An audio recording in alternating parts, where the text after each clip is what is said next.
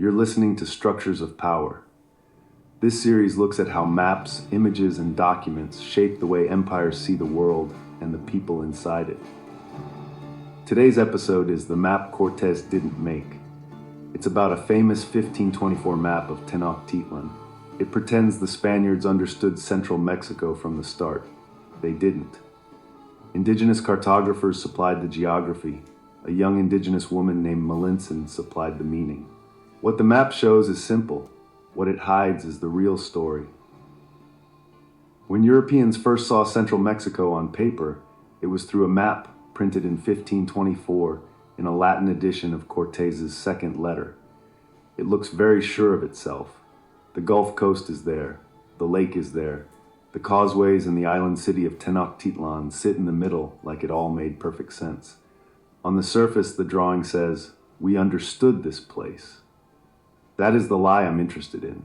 The Spaniards did not show up with deep knowledge of the land. They did not survey the basin and calmly draft it from a hilltop. For most of the campaign, they barely knew where they were or who they were talking to. Everything on that neat little page comes from indigenous people whose names never appear anywhere on it. So my argument is simple. This map looks like a Spanish achievement, but the information in it came from indigenous cartographers, and the meaning of that information came through one person in particular, a woman named Malintzin. She didn't draw geography, she mapped politics. Without her, the Spaniards had a landscape they couldn't read. With her, they had a working plan. This is the map. Now here's what sits behind the map. If you look closely at the drawing, you can feel the hybrid nature of it. Temples reduced to little pyramids, districts turned into clean blocks, the causeways cut across the water in straight, confident lines that ignore the real terrain. The whole valley, which was a messy, swampy, heavily contested place, has been ironed into something a king in Europe could understand in one glance. Indigenous maps didn't work like that. For local painters and scribes, maps carried stories, migrations, sacred sites, tribute routes, old agreements and old grudges. Geography and memory were fused. When Europeans copied these systems, they kept the rough shape of the land and stripped everything else out. So you end up with this strange hybrid, indigenous content, European style, and none of the worldview that produced the knowledge. Cortés encouraged this flattening. In his letter, he tells the emperor the city is so marvelous it seems almost unreal. He scales up the sacred precinct, he leans into drama, and the map follows him. None of this works without the people who actually understood the land, and those people weren't Spanish.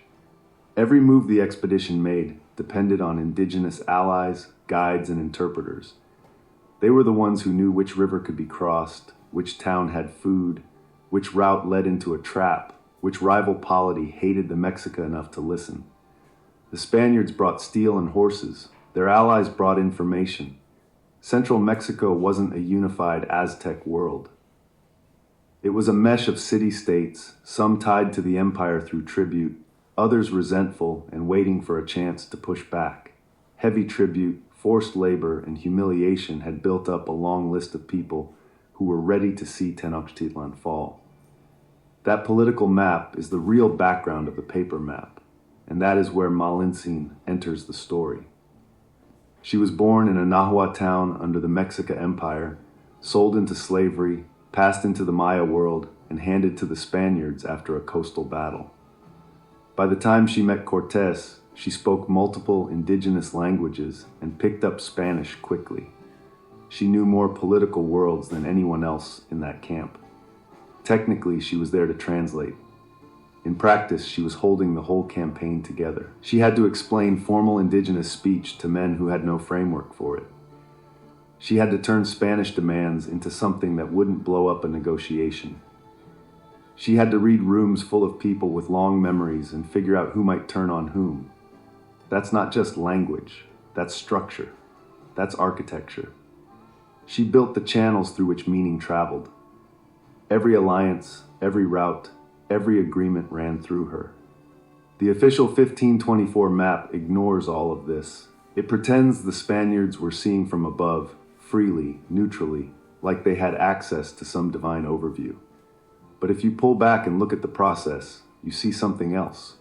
You see indigenous scouts walking ahead, local leaders offering knowledge, scribes preserving that knowledge in their own formats, and one woman in the middle deciding what gets said and how.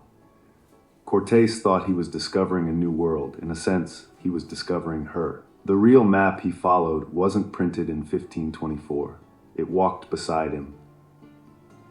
So when I look at that famous map of Tenochtitlan, I see two layers. On the surface, a neat colonial diagram. Underneath it, invisible lines, tribute flows, grudges, alliances, hopes. All of it gathered and communicated by people who never signed the map. Indigenous cartographers mapped the land. Malintzin mapped the politics. The artifact we're left with only shows the first half. If we take it seriously as history, we owe it to the people who made it possible to name the second. That's the story behind the map. This has been another episode of Structures of Power. Thanks for listening.